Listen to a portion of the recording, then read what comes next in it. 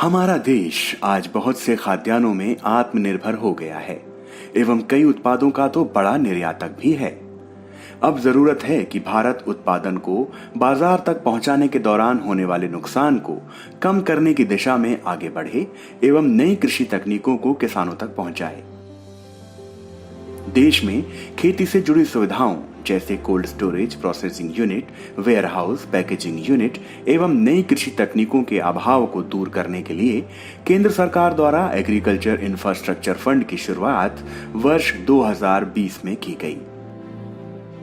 कोविड-19 संकट के दौरान केंद्र सरकार ने प्रोत्साहन पैकेज के तहत एग्रीकल्चर इंफ्रास्ट्रक्चर फंड की घोषणा की थी।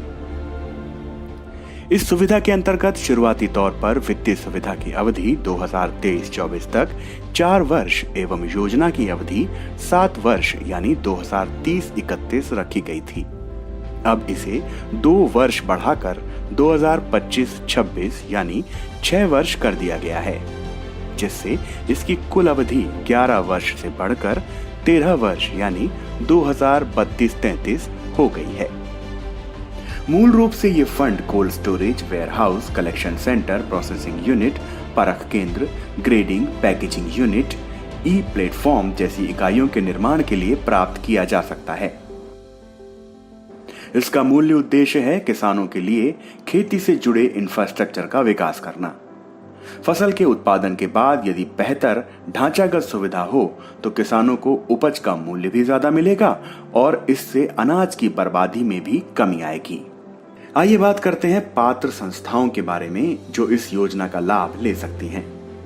देश भर में बैंकों द्वारा सभी पात्र लाभार्थियों को ऋण प्रदान किया जा सकता है, जिसमें शामिल हैं किसान, कृषि उपज मंडी समिति, विपणन सहकारी समितियां, बहुउद्देशीय सहकारी समिति, सहकारी समितियों के राष्ट्रीय संघ एवं राज्य संघ, स्वयं सहायता समूह एवं समूहों के संघ, किसान उत्पादक संगठन एवं संगठनों का संघ, देयता समूह यानी JLG, बहुउद्देशीय सहकारी समितियां, एग्री उद्यमी, कृषि स्टार्टअप, प्राथमिक कृषि ऋण समिति, PPP, कृषि परियोजनाओं को केंद्र, राज्य एजेंसियां या शहरी स्थानीय निकाय द्वारा प्रायोजित किया जा सकता है।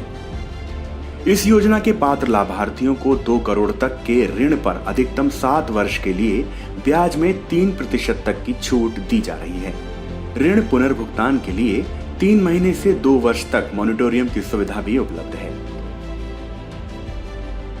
2 करोड़ तक के ऋण के लिए क्रेडिट गारंटी कवरेज पात्र उधारकर्ताओं को CGTMSE यानी credit guarantee and trust for micro and small enterprises योजना के तहत उपलब्ध होगी।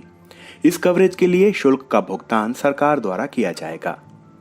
FPO के मामले में DANFW की FPO प्रमोशन स्कीम के तहत बनाई गई सुविधा से क्रेडिट गारंटी का लाभ उठाया जा सकता है। देश के ज्यादातर बैंक इस योजना के साथ जुड़े हुए हैं एवं आवश्यकता अनुसार नए बैंक को भी इसके साथ जोड़ा जा सकता है। नए संशोधनों के मुताबिक इस प्रोजेक्ट राशि को अलग अलग अधिकतम 25 स्थानों के लिए लिया जा सकता है।